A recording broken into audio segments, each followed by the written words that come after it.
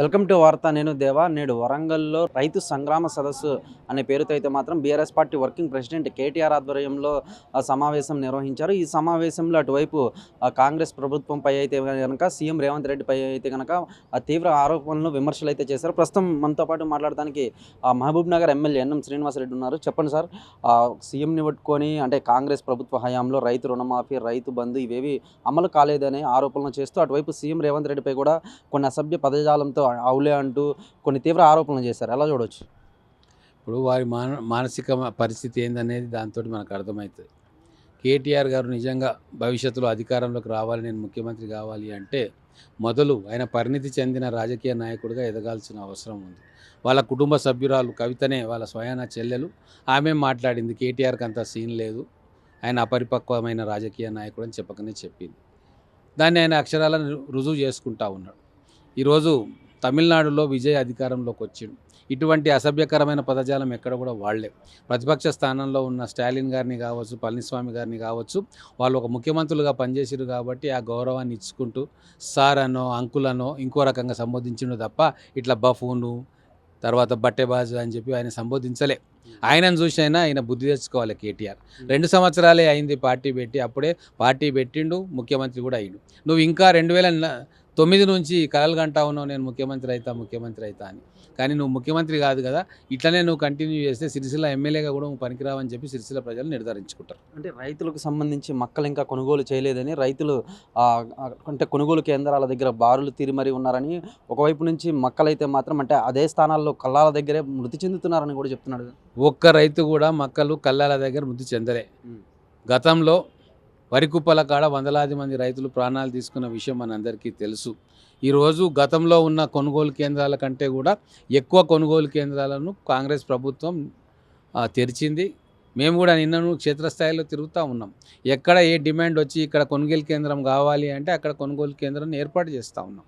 రైతులు పంట విపరీతంగా పండుతూ ఉంది, రైతులు ధాన్యాన్ని తీసుకొస్తూ ఉన్నారు. కొన్ని చోట్ల 1-2 రోజులు లైన్లో వెయిట్ చూడాల్సి వస్తుంది. ఇదేం కొత్త కాదు. వెనకటి నుంచి కూడా రైతులు ఒకటేసారి మార్కెట్కి వస్తే ఒక 1 or 2 days టోకెన్లు ఇస్తారు, క్యూలో ఉంటారు, ఒక్కొక్కరుగా అన్లోడ్ చేసుకుంటూ పోతారు. అక్కడ ఏదో పెద్ద మార్కెట్లలో అటువంటి పరిస్థితి ఉంటే ఉండొచ్చు, కానీ గ్రామాలలో ఇప్పుడు 8,500 పైసలకు కొనుగోలు కేంద్రాలు తెరుచుకున్నాం. కాబట్టి ఎక్కడ ఏ ఊరిలో రైతు ఆ దగ్గరలో ఉన్న కొనుగోలు కేంద్రానికి తీసుకుపోతూ ఉన్నాడు, ఇమ్మీడియట్గా పేమెంట్ కూడా వాళ్ళకు వస్తూ ఉంది. మనం మహిళా సంఘాలకు అప్పచెప్పినాం, తర్వాత ప్యాక్స్ ఉంటుంది కదా, సహకార సంఘాలకు అప్పచెప్పినాం. ఎక్కడ వీలైతే అక్కడ మనం కొనుగోలు కేంద్రాలను తెరుస్తూ ఉన్నాం. రైతులు అక్కడికి వచ్చి ఇస్తూ ఉన్నారు. సన్న వడ్ల రైతులు అయితే చాలా సంతోషంగా ఉన్నారు. మళ్ళీ మాకు బోనస్ వస్తుంది, మళ్ళీ 500 రూపాయలు అని. ఇంకా చాలామంది రైతులు ఈరోజు బ్రహ్మాండంగా 2,400, మా మహబూబ్ నగర్లో అయితే 2,400, 2,500 మార్కెట్లో మిల్లర్లు కొంటా ఉన్నారు. అంటే గల్ఫ్ యుద్ధం వచ్చి ఆహార ధాన్యాల కొరత ఏర్పడుతుంది అని చెప్పి వ్యాపారస్తులు కూడా రంగంలోకి దిగి 100, 200, 300 రూపాయలు క్వింటల్కి ఎక్కిచ్చే మా స్థితి మనకు కనబడతా ఉంది గ్రామాలలో. కాబట్టి ఏ రైతు కూడా దిగాలుగా లేడు. ఈరోజు వరి పండించిన రైతు సంతోషంగా ఉన్నాడు.